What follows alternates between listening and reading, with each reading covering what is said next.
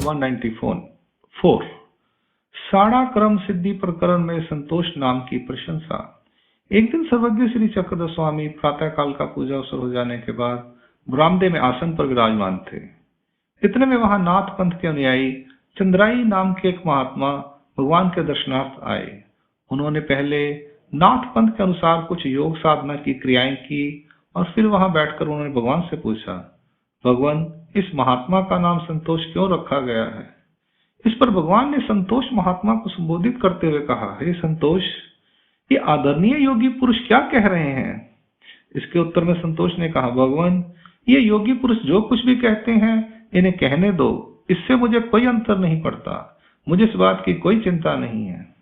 भगवान ने पुनः संतोष से कहा, महात्मन, ये तुम्हें यहाँ पकड़कर मारेंगे, पीटेंगे, तुम्हारी लाठी, खप्पर और कंथा ये छीन लेंगे तो क्या करोगे? इस पर संतोष ने कहा, भगवान, छीन ले तो छीन ले, क्या फर्क पड़ता है?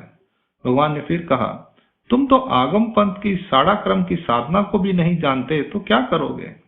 फिर संतोष ने कहा, भगवान, मैं नहीं जानता तो नहीं जानता, इससे क्या? इतनी बातें करने के उपरांत भी जब संतोष ने वहां कोई प्रतिक्रिया प्रकट नहीं की तो भगवान ने उस चंद्राई महात्मा से कहा, महात्मन, आप समझ गए कि इसे संतोष नाम से क्यों पुकारते हैं? इसके बाद वे महात्मा वहां से अन्यत्र चले गए। लीला का हेतु। संतोष हर प्रकार की स्थिति में संतुष्ट रहता है। आगम साधना के अंतर्गत वायु के प्रभाव से योगी पुरुष अधर रेत को ऊर्ध्व और ऊर्ध्व को अधर करने की प्रक्रिया को करने में समर्थ होता है। इसे साड़ा क्रम प्रक्रिया कहा गया है। वायु के अभ्यास से यह संभव हो पाता है। भगवान से प्राप्त सामर्थ्य से संतोष ने पहले तो अपने साथियों को अद्भुत योग साधना करके दिखाई थी, और अब उसने ऐसा क्यों नहीं किया, यह प्रश्न है। इसके उत्तर में कहा गया है कि भगवान ने उसे अपने रहस्य को ना प्रकट करने की बात कही थी, इसलिए उसने भगवान की आज्ञा का प्रतिपालन करते हुए, जानते हुए भी अपनी अनभिज्ञता का प्रदर्शन किया। उसने भगवान की शिक्षा का आदर और सम्मान किया, यह उसकी विशेषता है। अंक लीला क्रमांक पूर्वार्ध 194 यहाँ संपूर्ण होती है। लीला क्रमांक पूर्वार्ध 195 अभिलाषित वस्त्र का परित्याग। सर्वज्ञ श्री चक्रधर स्वामी से पहली भेंट होने पर महात्मा संतोष ने अपनी एक नई चादर भगवान को समर्पित की थी। भगवान ने वह बाईसा को दे दी थी। संतोष को यह बात अच्छी नहीं लगी थी। एक दो बार संतोष ने भगवान के सामने बैठकर अपने शरीर में कंपकंपी उत्पन्न की थी।